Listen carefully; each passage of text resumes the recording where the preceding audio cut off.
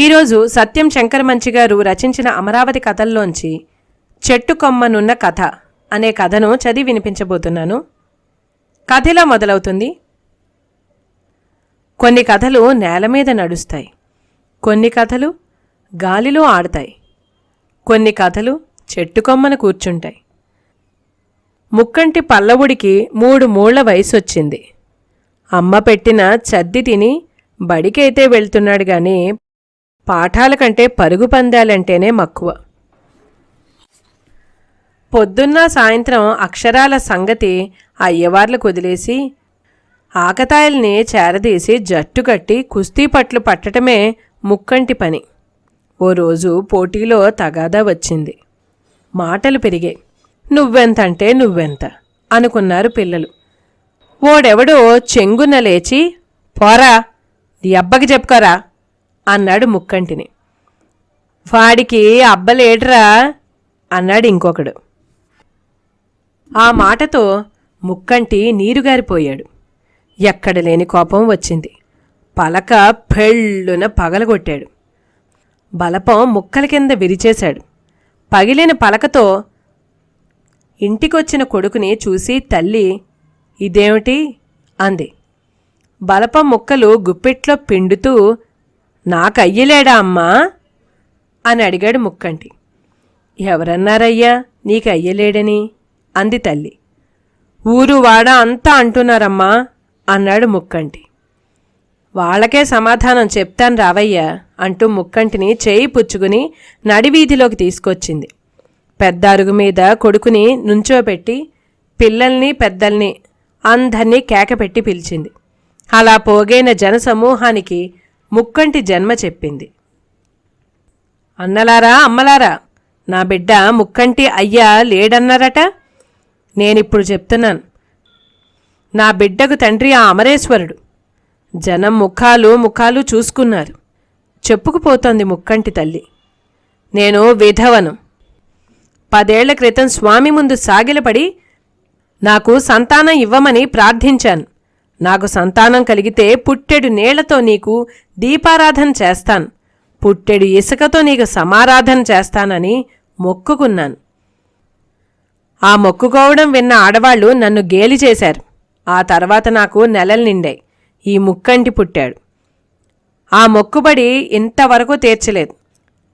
నా బిడ్డ తండ్రిని నిర్ధారించడం కోసమే ఇంతకాలం ఆగానేమో తెలీదు. ఇప్పుడే తీరుస్తాను అని కృష్ణకి వెళ్ళి బిందెడు నీళ్లు తీసుకొచ్చి గాబులో పోసి ఒత్తివేసి వెలిగించి దీపారాధన చేసింది. కృష్ణలో ఇసుక బుట్టెడు తీసుకొచ్చి వండి ఊరందరికీ సమారాధన చేసి వడ్డించింది. ముక్కంటి పెరిగి పెద్దవాడయ్యాడు. అయ్యవార్ల చదువు ఉపయోగించలేదు. కానీ అలనాటి ఆకతాయి జట్లు ఉపయోగించాయి. ఊరూరా తన సైన్యం పెంచుకుని అప్పటిదాకా పరిపాలిస్తున్న జైన రాజుల్ని వెళ్లగొట్టి ధరణికోట రాజధానిగా వైదిక రాజ్యం స్థాపించాడు. ఎవరీ ముక్కంటి పల్లవుడు? ముక్కంటి పల్లవుడు, త్రినేత్ర పల్లవుడు, త్రినయన పల్లవుడు అన్న పేర్లు గల రాజు కాంచీపురం రాజధానిగా పరిపాలించాడని చరిత్ర చెప్తోంది. ఆ పేరుతో అనేక మంది రాజులు తెలుగుదేశంలో ఉండేవారని చారిత్రకులు చెప్తున్నారు. ఎవరేం చెప్పినా మనం కథ చెప్పుకోవటానికి ఇబ్బంది లేదు.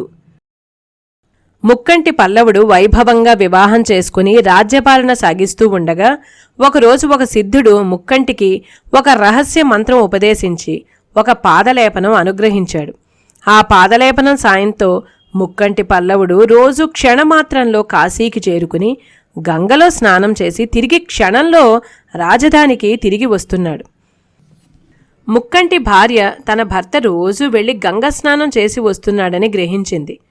ఒకనాడు ఆ పాదలేపనం తనకు కూడా అనుగ్రహించమని వేడుకుంది. ముక్కంటి సమ్మతించలేదు. ముక్కంటి భార్యకు తనూ రోజు గంగా స్నానం చెయ్యాలనే కోరిక అధికమైంది. జైన సిద్ధుల్ని ఆశ్రయించి వాళ్ల ద్వారా ఆ పాదలేపనాన్ని సంపాదించగలిగింది. దాని సాయంతో భర్త బయలుదేరిన మరుక్షణంలో తను కాశీకి బయలుదేరి గంగా స్నానం చేసి భర్త రావటానికి కొంచెం ముందుగా ఇల్లు చేరుకోవడం మొదలుపెట్టింది. ఇలా కొంతకాలం గడిచింది.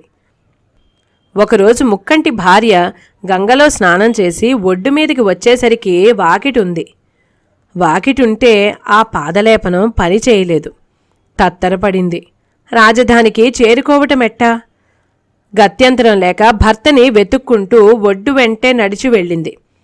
అల్లంత దూరాన ముక్కంటి స్నానం ముగించుకుని ఒడ్డుకు వస్తున్నాడు.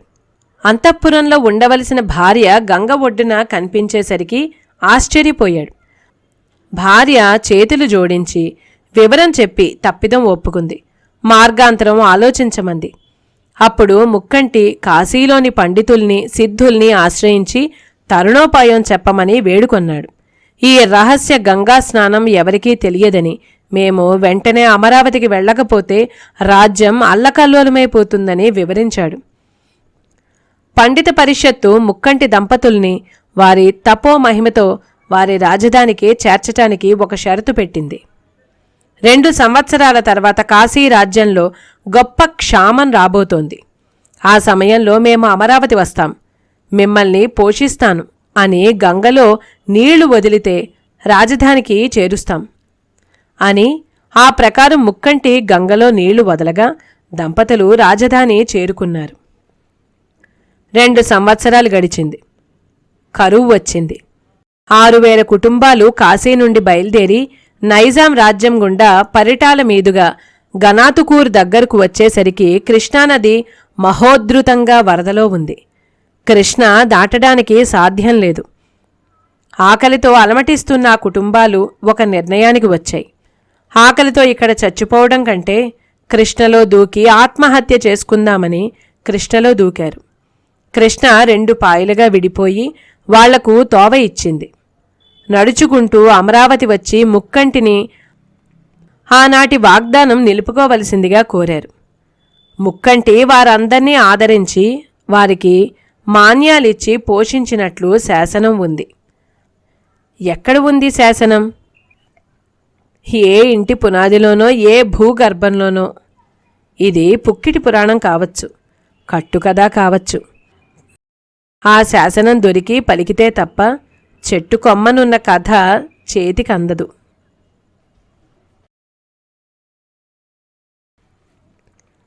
చెట్టు కొమ్మనున్న కథ సమాప్తం.